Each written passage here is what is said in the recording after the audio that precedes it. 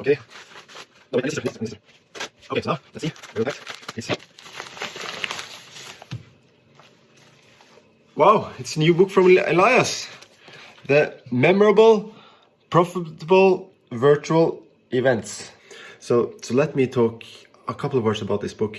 It's about virtual events, and you can kind of divide the book into two.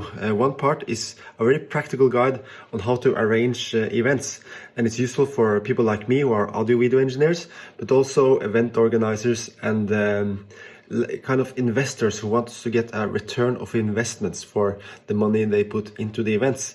So although the audiovisual part of events is just one brick in the wall of everything, it's very useful to me to know how all this hangs together. You know, how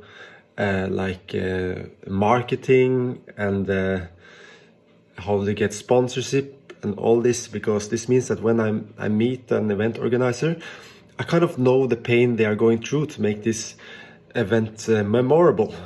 So that's one thing. I would recommend this book for anybody who works in the event industry, no matter what small part of it you are doing. And the second thing these books try to answer, is why are you making these events? What's the purpose? And Elias has some kind of controversial thoughts on this. He thinks that a lot of times you just make these events because it's your habit. You know, you've been doing it for 10 years.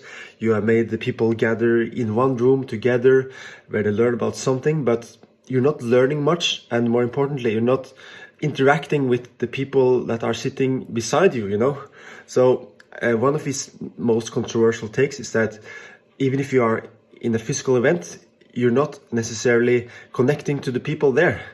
And he actually thinks that if you meet virtual instead, you have a better chance of connecting to the people that you want to connect with, you know? You can kind of tailor your efforts in networking towards what you want to achieve.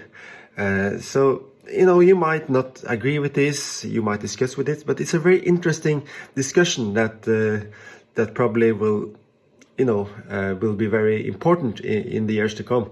Because right now, since the pandemic ended, we have seen this resurrection in physical events, you know. It seems more popular than ever to meet physically, but Elias thinks that this might change in the future, and that maybe companies should spend more time and efforts on the virtual events.